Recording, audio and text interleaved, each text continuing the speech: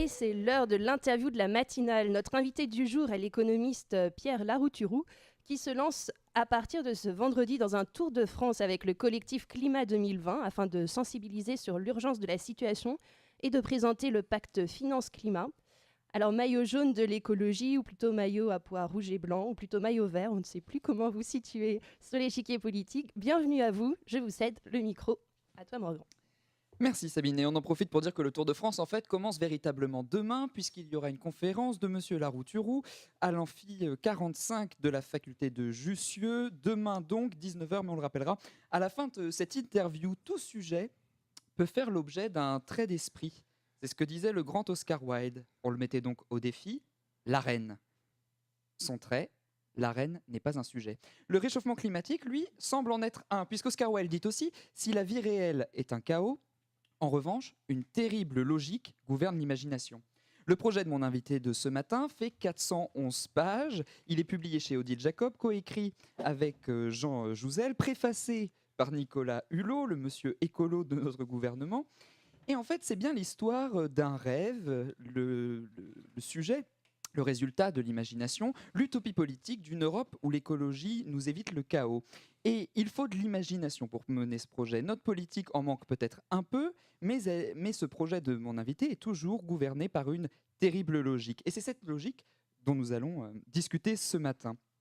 Effectivement, à la fin du livre, on est dans le domaine de l'imagination, dans ce rêve de Mario Draghi, au cours duquel il se dit notre objectif, en fait, c'est pousser les gouvernements à faire plus d'investissements intelligents. Ce rêve d'une terrible logique qui le poussera finalement à appeler Angela Merkel. La vie réelle, quant à elle, est bien un chaos. Ça, c'est le constat des 150 premières pages du livre. Et ce chaos est dû aux GES, les gaz à effet de serre. C'est vrai qu'on pensait que la première mesure écologique était d'arrêter le nucléaire, ce que fait l'Allemagne. Mais un article du Monde hier qui revient sur cette mesure le dit, l'Allemagne, en sortant du nucléaire, se retire une des énergies décarbonisées qui évitent les gaz à effet de serre. On commence juste par ce simple constat que vous nous expliquez rapidement sur ces gaz à effet de serre. C'est le véritable problème en fait du réchauffement climatique, plus que Oui, le nucléaire. oui, on voit que depuis 40 ans, il n'y a plus aucun doute maintenant, hélas, sur le fait qu'il y a un réchauffement climatique et qui vient à 95% de notre activité. Donc la bonne nouvelle, c'est que ce n'est pas une fatalité. Si c'est l'activité humaine qui produit le réchauffement, ça veut dire que les hommes et les femmes peuvent aussi décider de changer de mode de vie, de modèle de développement et mettre fin à ce dérèglement climatique ou l'arrêter. Pourquoi je dis 95%? C'est parce qu'il y a 5% du réchauffement actuel qui est dû à notre mouvement. La Terre fait un tour autour du Soleil. Le tour n'est pas tout à fait parfait. L'axe de rotation de la Terre n'est pas tout à fait constant par rapport au Soleil. Donc il y a déjà eu, c'est le seul point d'accord avec les climato-sceptiques, quand les climato-sceptiques disent il y a déjà eu un réchauffement, c'est vrai, mais il allait 50 fois plus lentement. Le dernier réchauffement allait 50 fois plus lentement. Et à l'époque, il n'y avait que 25 millions d'hominidés. Donc ça veut dire qu'ils avaient le temps de se déplacer et il y avait plein de terres fermes qui étaient prêtes pour les accueillir. Tandis qu'aujourd'hui, le réchauffement va beaucoup plus vite et la planète est pleine comme un œuf. Quand vous voyez les problèmes très concrètement, l'Europe, pour le moment, est un peu protégée, même si le dérèglement climatique, il amène à des événements climatiques extraordinaires de plus en plus nombreux. Donc, c'est parfois des sécheresses, des canicules. Inversement, c'est quand il y a de l'eau, elle tombe de façon plus rapide, des pluies diluviennes. C'est des ouragans qui se multiplient. Donc là-dessus, il n'y a plus aucun doute. Les assureurs qui mesurent tout ça disent que le nombre d'événements climatiques extraordinaires, les grandes canicules, les grandes sécheresses, les inondations, ce nombre d'événements climatiques extraordinaires a déjà été multiplié par 4 en 30 ans. Donc, il n'y a plus aucun doute là-dessus.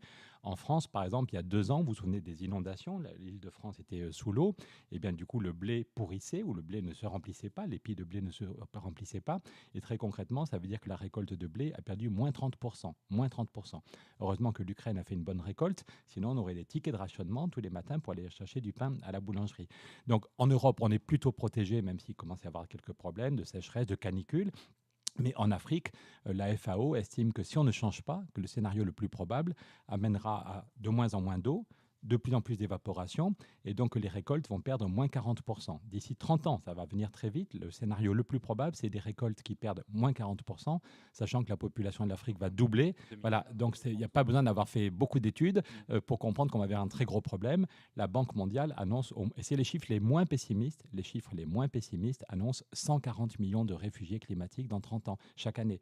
Donc ça veut dire une souffrance terrible, ça veut dire des hommes, des femmes, des enfants qui meurent sur place ou qui se déplacent, qui quittent leur village, qui quittent leur ville. Et quand la Banque mondiale dit qu'il y en a 90 millions qui voudront quitter l'Afrique et venir en Europe, on imagine que ça peut très mal se passer. Vous voyez que déjà en Allemagne, avec 1 million de réfugiés, qu'on a 13% de néo-nazis au Bundestag. Donc c'est pas pour rien si mon ami Jean Jouzel, vous m'avez invité aujourd'hui, j'étais très fier, j'ai fait ce livre avec Jean, qui est prix Nobel de la paix, avec Al Gore, avec le GIEC. Il est physicien, il est chimiste, mais il n'a pas eu le prix Nobel de chimie, il a eu le prix Nobel de la paix. Parce que ce qui est en jeu dans les 20 ans ou les 30 ans, et ce n'est pas pendant un siècle, vous le verrez tous, si on n'est pas capable d'agir très vite, si on n'est pas capable de changer les choses dans les années qui viennent, ça va être d'abord des complications. Quand il y aura des canicules au mois de juin, c'est fatigant. Quand tout le monde crève de chaud, voilà, des canicules, c'est pénible. Mais c'est bien la paix mondiale, c'est bien la dignité de l'homme et la paix mondiale qui sont en jeu dans les 20 ans ou 30 ans qui viennent. Effectivement, c'est une en fait, des forces. Alors, on va revenir sur le détail un peu des différents points plus tard, mais déjà sur l'idée générale. Vous dites qu'effectivement, il y a une volonté, en tout cas pour les pays qui vont décider de rester dans l'Europe, de renforcer cette Europe-là. Vous citez notamment une déclaration d'Angela Merkel à la suite des élections qui ont eu lieu en octobre-novembre 2017. Qui dit qu'elle cherche à renforcer, enfin elle va aller dans le sens de l'Europe, mais sur une Europe politique, sur une Europe compétitive, sur une Europe économique et sur une Europe sécuritaire. C'est vrai que la proposition qu'on a vue le plus pour renforcer l'Europe, c'était de créer une Europe de la défense, justement. Alors comment on va pouvoir passer de ça à une Europe de l'environnement, une Europe de l'écologie? D'ailleurs, à la fin de l'ouvrage, dans son contrepoint, le ministre d'État belge, président honoraire à la Banque européenne d'investissement, Philippe Maystadt. Voilà, j'avais plus son prénom, merci. Philippe Maystadt dit que finalement, si l'Union européenne si ça ne fait pas l'unanimité à l'Union européenne, on peut toujours penser à une coopération renforcée. C'est-à-dire avancer à 12 ou 13. Mais oui, mais ça c'est le principe de votre livre, c'est de dire que à peu, ça ne marchera pas. C'est déjà mieux. Pardon. Ce qui est sûr, c'est qu'avec Trump aux États-Unis, et toutes les semaines, on découvre l'ampleur du drame. Là, on aurait pu commencer par une minute de silence vu ce qui s'est passé à Gaza ces jours-ci. Avec Trump aux États-Unis, il n'y a aucun espoir que la prochaine COP, il n'y a aucun espoir à court terme, même s'il y a plein de gens bien aux États-Unis, il y a plein de gens qui bougent. Au niveau local, il y a plein de gens qui disent nous, on continue à lutter contre le réchauffement climatique. Quand vous voyez les feux de forêt qu'il y a eu en Californie en décembre, en principe, les feux de forêt, c'est pendant l'été. Là, il y avait des feux de forêt à Noël. Donc, il y a plein d'Américains qui pensent que Trump n'a rien compris et que le dérèglement climatique est une réalité. Mais avec Trump à la Maison-Blanche, il n'y a aucun espoir d'un accord international ambitieux à la COP24. Donc, soit on baisse les bras et ça va être un bazar monstrueux pour être poli, on va vers le chaos, soit on se dit que l'Europe, au lieu de dire juste Trump est un imbécile, il n'a rien compris, que l'Europe doit faire la preuve qu'on est la première puissance économique mondiale, on a 400 ou 500 millions d'habitants, donc déjà si un espace comme nous fait la preuve, non pas dans des bouquins ou dans des colloques, mais qu'on peut vivre bien, on peut vivre heureux et créer massivement des emplois en divisant par 4 nos émissions de gaz à effet de serre, et que si les gens qui viennent en Europe dans 3 ans, dans 4 ans, dans 5 ans se disent mais putain ça marche chez eux, ils vivent bien et ça crée des emplois et on innove, il y a en même temps des boulots de maçons, des boulots de chercheurs, des boulots dans les énergies renouvelables, et bien ça donnera le ou la successeur de Trump se dira on a été bien couillon de ne pas faire pareil, et ce sera une des premières réformes votées par celui ou celle qui va remplacer Trump. Et puis les États-Unis, puis le Brésil, l'Inde, la Chine suivront chacun. Donc on parle souvent de l'effet de domino quand il y a des catastrophes. Quand une banque fait faillite, on a peur qu'il y ait 15 banques qui fassent faillite, mais il peut aussi y avoir un effet de contagion positif. Tous les citoyens du monde cherchent des solutions. On comprend tous que ça devient très grave. La question climatique, la question financière, on voit bien que tous les problèmes qu'on a laissés pourrir depuis 30 ans peuvent faire système et nous amener à une catastrophe. Et il faut qu'il y ait un espace politique. Et si on n'est que 12 ou 13 pays, c'est mieux si on est 26 pays, mais même si on n'est que 12 ou 13 pays, on aura fait la preuve que c'est possible. Et puis je crois que vous avez vraiment lu le bouquin, vous avez vu qu'il y a une dimension très forte nord-sud. Dans le plan Marshall qu'on propose, il y a évidemment de quoi financer la transition de façon rapide en Europe, mais il y a aussi un très grand volet pour aider l'Afrique à se mobiliser et pour aider tous les pays du tour de la Méditerranée. Et je pense que c'est le seul point commun qu'on a entre la Pologne et le Portugal. C'est la question du climat, ça fait partie des rares sujets qui peuvent rassembler tous les Européens et qui peuvent rassembler aussi les sécheresses. Il y en a en Israël, il y en a en Syrie, il y en a en Tunisie, il y en a en Afrique du Sud. C'est un des rares sujets qui peut nous rappeler qu'on est de la même fraternité, qu'on est tissé de la même espèce. Mais là, vous me parlez à un niveau inter-superpuissance, vous me parlez des États-Unis, vous me parlez de l'Europe, vous me parlez de l'Afrique. Cependant, effectivement, qu'est-ce qui va empêcher certains pays européens de se dire que les coûts sont trop élevés pour leur politique intérieure, qu'ils vont se retirer de ce schéma-là, qu'il va effectivement y avoir cette coopération renforcée par certains des États les plus puissants. Et en fait, on arrive à l'argument que vous critiquez en fait, dans votre livre, qui est celui de dire en fait les Allemands vont payer pour tout le monde. Mais le problème, c'est que si cette coopération renforcée a lieu, qu'est-ce qui va empêcher les pays européens qui ont refusé de suivre le mouvement de devenir les pays du Sud, que sont les pays africains dans la configuration de votre livre? Parce que justement, on inverse, on ne veut pas que ce soit l'Allemagne qui paye pour les autres. Voilà. Ce qu'on montre, c'est que dans tous nos pays, des millions de gens maintenant comprennent que c'est grave. Quand il y a des canicules, quand il y a des sécheresses, quand il y a des inondations, il y a 2 ans, il y avait 3 millions d'Allemands qui avaient les pieds dans l'eau dans le Bade-Württemberg et dans d'autres régions. Il y a eu des canicules terribles en Pologne il y a quelques temps. Donc, et d'ailleurs, on voit qu'en Pologne, il y a beaucoup d'ambiguïté. Il y a des choses qui sentent mauvais, il y a des trucs qui sentent le moisi dans ce qui arrive de Pologne. Et en même temps, il y a des gens qui se battent pour la démocratie, une vraie démocratie. Et en même temps, la prochaine COP, le sommet international, il est en Pologne. Donc ça veut dire que tout n'est pas blanc ou noir en Pologne, pas plus qu'en France, pas plus qu'en Espagne ou en Italie.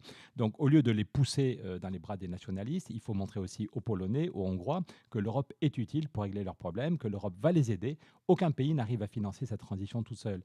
L'autre jour, en Allemagne, à Berlin, il y a eu un grand événement. C'est le patronat de l'industrie qui a travaillé pendant 1 an et qui dit « Nous voulons réussir la transition ». C'est une bonne nouvelle. Ce n'est pas seulement Greenpeace, c'est le patronat de l'industrie qui dit « C'est une obligation morale, on n'a pas le choix, il faut réussir la transition et c'est une opportunité. Ça va créer des emplois, ça va créer de l'innovation. » Mais ils disent « Il nous faut 50 milliards chaque année ». Et le patronat de l'industrie se tourne vers Mme Merkel et dit « Mme Merkel, on a besoin de 50 milliards chaque année ».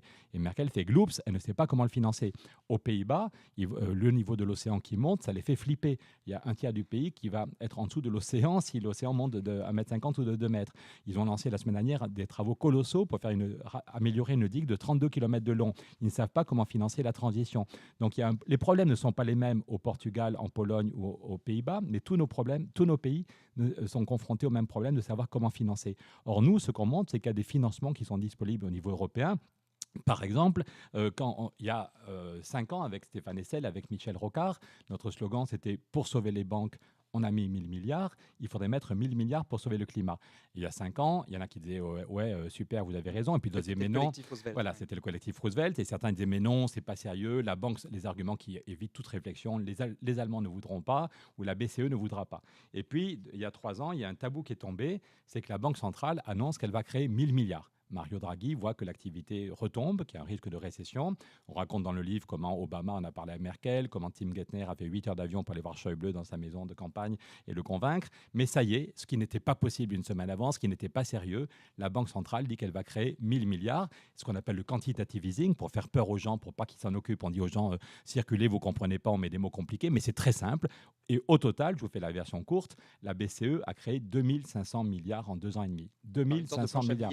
C'est la planche à billets. En fait, maintenant, c'est des ordinateurs. Voilà, autrefois, on faisait tourner une planche pour faire des billets. Maintenant, on parle même plus de planche. C'est un ordinateur et un gars qui décide, le président de la Banque centrale et ses 3 collègues qui décident qu'ils vont, au total, ils ont créé 2500 milliards. 2500 milliards en 2 ans et demi. C'est-à-dire 1000 milliards par an. Et l'essentiel de cet argent, 89%, on a regardé très précisément, 89% de l'argent est allé à la spéculation. Il y a seulement 11% qui est allé dans l'économie réelle, l'immobilier, les prêts aux PME. Et du coup, le FMI nous dit qu'on va vers une crise majeure. C'est maintenant tous les mois que le FMI nous dit attention. Dans les Échos la semaine dernière, il y avait un article qui disait le FMI nous prévient que la prochaine crise peut être 10 fois plus grave que 2008. Donc ça pose, je crois que vous êtes étudiant en philo, ça pose un problème philosophique, culturel. Avant d'être technique, est-ce qu'on est des homo sapiens sapiens? On nous a appris à l'école qu'on était la branche la plus évoluée des primates, qu'on avait un cerveau mouse costaud. On nous a dit qu'on était des sapiens sapiens, mais parfois on demande si on n'est pas des débilus débilus. Parce que le FMI nous dit qu'on va vers une crise 10 fois plus grave que 2008, et le GIEC nous dit vous n'avez plus que quelques années pour changer de modèle, sinon c'est le chaos. On est comme des stupides, comme des lapins qui voient le camion arriver et qui vont se faire écraser. Donc nous, notre objectif, c'est que on réagisse, qu'on n'est pas les plus débiles de la planète et qu'on obtienne un traité, puisqu'Angela Merkel et Emmanuel Macron ont redit encore la semaine dernière que l'Europe allait mourir s'il n'y avait pas un nouveau projet. Ils ont demandé aux citoyens de s'impliquer dans le débat. En Allemagne, en France, en Espagne, il y a des débats citoyens jusqu'à la fin d'octobre où on demande aux gens qu'est-ce que vous voulez pour l'avenir de l'Europe. Et en décembre, juste après la COP, il y aura un sommet fondamentale à Bruxelles où les chefs d'État vont décider est-ce qu'il y a ou non des nouveaux traités. Et donc nous, on veut qu'il y ait un traité qui dise que la création monétaire, au lieu d'aller n'importe où, elle va à la transition énergétique. Et c'est pour ça qu'on cherche des alliés. Je ne suis pas là comme prof d'économie, je ne suis pas prof d'économie, je suis là pour chercher des alliés parce qu'on va aller voir Macron, on a déjà été reçu 6 fois à l'Élysée, on va aller voir Merkel, il y a un ami qui va en parler à Merkel au début du mois de juin, mais s'il n'y a pas un mouvement important, s'il n'y a pas des étudiants, des citoyens, des jeunes et des vieux qui se mettent en mouvement, il y aura une inertie, il y aura des lobbies qui vont nous bloquer. Donc c'est pour ça qu'on a lancé une pétition européenne et qu'on veut qu'un maximum de citoyens disent oui, il faut que l'Europe arrête les discours creux et se mette au boulot vraiment sur le climat. Il faut un traité sur le climat. Et vous voulez proposer le texte à la COP24 justement en Pologne, fin 2018, sous la présidence, on peut le dire, de Miguel Angel Moratinos. On a avec nous l'ancien numéro 2 espagnol qui commence à rédiger le traité pour qu'on ne puisse pas nous dire qu'on aura le traité, article 1, article 2, article 3 à l'automne. Pour ne pas nous dire que c'est du rêve. Mais je reviens quand même sur cette histoire de la BCE. Parce que vous écrivez dans le livre, effectivement, Draghi a brisé 2 tabous et personne n'en est mort. Mais cependant, vous faites le constat à multiples reprises dans le livre que personne n'en est mort encore. Et il y a ce passage du livre où vous dites si la BCE, en fait que tout ça ne marche que si la BCE décide de garder le rythme qui est le sien depuis 2015. Si face à la crise qui arrive, la BCE se dit on a fait une erreur en constatant, parce qu'en fait ce que vous montrez aussi c'est que le phénomène est beaucoup plus grand aux États-Unis. La dette est multipliée par 4 dans les ces 10 vous me dernières réinvitez, années. si ça vous va, vous me réinvitez en septembre et on parle de la crise financière en tant que telle. Ça mérite au moins une demi-heure. Non mais vous avez raison, mais quand même, si jamais la BCE décide d'arrêter cette politique qu'elle trouve trop dangereuse au vu de cette crise qui arrive, ces fonds-là, ils sont perdus. Non, c'est pas vrai, parce qu'en fait, on ne va pas toucher à la BCE dans le traité qu'on rédige. On ne touche pas à la BCE parce qu'on est courageux mais pas téméraire. Et il y a des sujets en Allemagne ou ailleurs qu'il ne faut pas toucher. Et ce qu'on veut, c'est modifier la BEI. Vous l'avez dit, la postface du livre est faite par Philippe Maystadt, qui était le président de la Banque européenne d'investissement, un très très grand monsieur. Hélas, il est mort en décembre, mais jusqu'au bout, il savait qu'il allait bientôt mourir, mais jusqu'au bout, il nous a beaucoup aidés. Et il montre que même si la BCE s'arrête, on peut dire que la BEI, la Banque européenne d'investissement, devient une banque du développement durable. C'est fait en 3 mois. J'étais encore il y a 3 semaines à Bruxelles au siège de la BEI en débat avec des responsables de la BEI et de la BCE. Et ils sont d'accord. Je marchais sur des œufs, j'avançais très prudemment. Et au bout de 3 heures, ils étaient d'accord pour dire qu'en quelques mois, de même qu'on a créé la BERD quand il fallait aider les pays ex-soviétiques à se transformer, en quelques mois, et Jacques Attali, en 3 semaines, a fait le traité et les statuts de la BERD. Si on a la volonté politique, on peut très bien en 2019 avoir un traité qui s'applique en 2020 et où la BEI devient une banque du développement durable. Et même si la BCE arrête de faire de la création monétaire, la BEI pourra financer. Et puis l'autre aspect du traité qu'on veut... À cette hauteur des 1000 milliards C'est pas 1000 milliards. En fait, 1000 milliards, c'est un chiffre symbolique. Ouais. En fait, on n'a pas quand même besoin de 1000 milliards parce qu'il y a aussi des financements privés qu'il faut orienter vers la transition. Et déjà, si on avait 250 ou 300 milliards chaque année, ça ferait beaucoup de bien. Et puis, après ça, l'autre volet du projet qu'on porte, c'est un vrai budget. Parce que la BEI, elle peut faire des prêts à taux zéro et ça va être déjà colossal. Si la France avait chaque année 40 milliards, le but, c'est que la France, par exemple, chaque année 40 milliards de prêts à taux zéro, déjà, ça changerait tout pour financer la lutte contre la précarité énergétique, pour aider l'agriculture à changer, pour aider à d'autres modes de transport.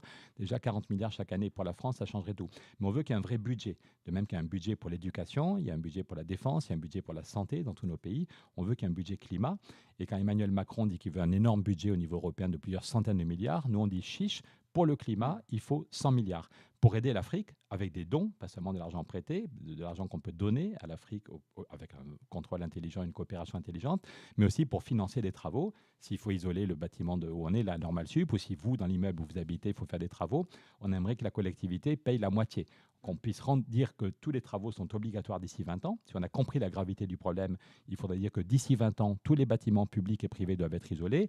Et si on ne veut pas qu'il y ait des manifs avec des bonnets rouges qui gueulent partout, il faut pouvoir dire il y aura des gens compétents pour le faire. Ils ne vont pas se goinfrer, ce sera des prix corrects. Et la collectivité paye la moitié de la facture. Donc ça veut dire qu'on ait de l'argent disponible au niveau européen. Et donc comment trouver l'argent disponible? Comment l'Europe peut trouver des nouvelles ressources? À notre avis, ce n'est pas en augmentant l'impôt sur les personnes, sinon ce ne sera pas très populaire. Ce n'est pas en augmentant la TVA. La meilleure façon de faire, c'est d'augmenter l'impôt sur les bénéfices et de lutter contre le dumping fiscal européen. Aujourd'hui, l'impôt en moyenne, et je finis là-dessus, il y a une telle concurrence depuis que l'Angleterre était rentrée, chaque pays baissait son impôt pour pas que les entreprises aillent chez le voisin. Donc aujourd'hui, le taux d'impôt sur les bénéfices en Europe est tombé à 19%. 19. Alors que depuis Roosevelt jusqu'à Trump, aux États-Unis, l'impôt était à 38%. Donc c'est quand même le monde à l'envers de se dire qu'un pays libéral comme les États-Unis, et vivait très bien, hein, quand Roosevelt avait fait ça, il y en a qui gueulaient en disant qu'il était communiste, mais en 3 mois, Roosevelt avait fait un impôt fédéral en disant que vous soyez en Floride ou au Texas, je vous prends 38%. Et ça, donc aux États-Unis, un taux d'impôt à 38, en Europe à 19. Il y a de la place pour faire un impôt européen sur les bénéfices. Et même avec la réforme de Trump, aux États-Unis, Trump a fait baisser l'impôt. Tout le monde dit que c'est de la folie, mais il a fait tomber seulement à 24. Donc nous, notre idée, c'est un impôt européen sur les bénéfices, non pas un impôt sur les personnes ou la TVA, mais un impôt sur les bénéfices de 5%, et ça fait 100 milliards de ressources chaque année. Et vous avez peut-être vu cette semaine encore une étude qui est sortie sur le fait que de plus en plus de bénéfices va aux dividendes, ne va pas dans l'économie réelle et part sur les marchés financiers. Donc même du point de vue bêtement économique, on n'a pas le temps de développer, mais le FMI montre que si nos économies sont droguées à la dette, s'il y a besoin de toujours plus de dettes privées et publiques depuis 30 ans, c'est parce qu'il y a une énorme fuite. Il faut quand même se demander pourquoi on a besoin de tellement toujours plus de dettes, toujours plus de dettes. Il y a une fuite, et la fuite, c'est justement la part des bénéfices qui n'est plus réinvestie dans le système et qui part vers les marchés financiers. Donc prendre, même du point de vue bêtement économique, prendre 5% des bénéfices pour financer des créations d'emplois sur tous nos territoires, c'est tout à fait utile. Oui, mais cet impôt européen sur les bénéfices, puisqu'en fait c'est ça que vous proposez, on a vu avec le scandale des Panama Papers que la fiscalité en Europe, c'est tabou. On ne peut pas y toucher. Les pays ne veulent pas se mettre d'accord là-dessus. Et on a besoin de leur unanimité. Ça, c'est faux. D'abord, on n'a pas besoin de l'unanimité. La clause passerelle, non? Non, c'est ce qu'on appelle les coopérations renforcées. C'est-à-dire que voilà, même si on est seulement 12 ou 13 ou 14 pays, c'est possible. Et après ça, l'enjeu, c'est est-ce que les peuples, est-ce que vous et moi, les peuples, c'est des gens, des citoyens comme vous et moi, j'ai sous les yeux une image de la chute du mur de Berlin. Si on avait attendu les grands chefs, les ministres et les chefs d'État, le mur de Berlin, il serait encore là. Et c'est des citoyens, des gens de 20 ans, de 30 ans, de 60 ans qui ont dit qu'ils en avaient marre de ce système et qui ont fait tomber le mur de Berlin en quelques semaines. Et donc la question de la fiscalité, elle est fondamentale. Il faut que les citoyens comprennent. Ou bien on va avoir une catastrophe et chaque année on aura un rapport qui nous dit il y a plus d'argent pour la finance, de plus en plus pour la spéculation et de moins en moins pour le bien commun et pour le climat. Et dans quelques années, on n'aura plus que nos yeux pour pleurer. On se dira qu'on a été vraiment nuls. Franchement, on est au courant. Il faut vraiment être stupide pour ne pas savoir qu'il y a un problème de réchauffement climatique. Et maintenant, c'est tous les mois qu'il y a des articles, des rapports du FMI ou de la Banque mondiale pour dire que le niveau de spéculation et le niveau de dette sont catastrophiques. Ce n'est pas seulement des feuilles de chou de la gauche alternative. C'est maintenant tout le monde comprend que non mais voilà, c'est pas juste un problème moral. Ça peut péter n'importe quand. Donc il faut vraiment être stupide pour rester poli, pour accepter sans rien faire. On le sait. On a tous des cerveaux qui marchent. On a quand même des réseaux sociaux pour s'organiser. Donc on est vraiment nuls si on est comme des poules qui regardent le couteau s'approcher. Donc nous, notre objectif, c'est que on fait un travail de plaidoyer. Encore hier, j'étais à l'Assemblée, j'étais avec quelqu'un du cabinet de Nicolas Hulot, je retourne à l'Élysée avec d'autres dans quelques temps. Je vous dis, il y a un ami très haut placé qui va en parler à Merkel début juin, mais il faut qu'un maximum de citoyens s'impliquent. Il y a des groupes d'étudiants qui se créent dans plusieurs universités, on a des groupes de citoyens qui se créent dans plusieurs, on est déjà dans une trentaine de départements en France et dans 5 pays, et c'est à nous, on a 6 mois pour gagner la bataille. On me dit qu'il faut accélérer, alors je passe à la Pourtant, je parle déjà assez vite. Oui, je peux le faire, mais il y a un moment où vous allez devoir ralentir à la diffusion. Hein. C'est très clair. Non, mais on parle du coup, un peu politique intérieure, parce que c'est pour ça que vous dites qu'il faut qu'on monte au niveau européen. C'est parce que les politiques au niveau national sont instables. Et on l'a vu encore une fois. Alors, le livre paraît en décembre 2017. Bon, il expose le plan logement tel qu'il est proposé à l'époque par Nicolas Hulot et Emmanuel Macron. Et puis, le 26 avril dernier, ce plan de rénovation énergétique des bâtiments est présenté à Angers par le ministre de l'Environnement social et solidaire. Et puis, on voit qu'il y a eu des retraits. Alors, c'est seulement les bâtiments que les propriétaires occupent. Oui, non, mais voilà, c'est pas peine d'insister. Ouais. Nicolas Hulot fait ce qu'il peut. Enfin, je suis pas là pour voilà, mais il a repoussé à 4 reprises la conférence de presse, et c'est clair que avec les contraintes, et je vous dis, c'est pas juste propre à la France. En Espagne, alors qu'ils ont eu des problèmes de canicule terribles l'été dernier, des problèmes de sécheresse, en Espagne et au Portugal, des dizaines de personnes sont mortes brûlées, des gens qui allaient pique-niquer dans les forêts, qui sont cramés parce qu'à cause des années de sécheresse, la forêt brûle. Donc dans tous nos pays, on voit la gravité du problème, et aucun pays n'arrive à trouver les moyens. Nicolas Hulot espérait trouver 7 milliards pour lutter contre la précarité énergétique, c'est-à-dire pour isoler les bâtiments où les gens ont froid l'hiver, et en même temps ils ont froid l'hiver, ils n'arrivent pas à chauffer leur appartement et ils dépensent trop d'argent dans le chauffage. Donc c'est la priorité pour des raisons sociales et écologiques, c'est d'isoler ces bâtiments. Et le ministère des Finances lui a dit, Nicolas, tu es sympa, mais on n'a pas l'argent nécessaire. Et je vous redis, c'est pareil en Allemagne, où l'industrie allemande demande 50 milliards chaque année pour réussir la transition. Ils ne savent pas comment faire. Et aux Pays-Bas, l'autre jour, à la une des journaux à Amsterdam, il y avait un grand article, on doit isoler 2 millions de maisons d'ici 2030, ce qui va payer. Et d'ailleurs, c'est pas pour rien si les 12 plus grandes villes aux Pays-Bas viennent d'être gagnés par des écolos parce que les citoyens comprennent la gravité du problème. Donc du point de vue politique, c'est aussi ce qu'on dit à l'équipe d'Emmanuel Macron, c'est qu'il faut mettre, et à d'autres dans notre pays, c'est que la question du climat, il faut la mettre au centre du débat sur l'avenir de l'Europe. Parce qu'il y a actuellement 9 pays qui disent non. Les propositions de la France sur la refondation de l'Europe, c'est essentiellement sur l'union bancaire. Et il y a 9 pays qui disent non, on n'en a rien à faire de votre union bancaire, parce que concrètement, ça veut dire que les pays du Nord vont payer pour les pays du Sud. Mais on est persuadé que les pays qui sont les plus virulents contre les propositions de la France, par exemple les Pays-Bas, seraient nos meilleurs alliés si on disait qu'on veut un traité sur le climat. Donc c'est urgent, et encore une fois, je le répète, je ne suis pas là pour faire un cours d'économie ou de climatologie, je suis là pour trouver des alliés, des citoyens qui veulent s'engager pour faire bouger les choses. On a 6 mois devant nous pour gagner la bataille. Bon, alors, Et il y a un site climat-2020, voilà, climat-2020.eu comme Europe, parce qu'on veut que le traité s'applique en 2020 et qu'on parle du climat, même si je parle vite, je pense que vous l'avez compris. Sabine, est-ce que j'ai le temps? Une dernière rapidement. Alors, vous préférez contexte allemand ou politique intérieure? Je ne sais pas, c'est quoi le plus drôle? C'est politique intérieure. Les 411 pages, toujours.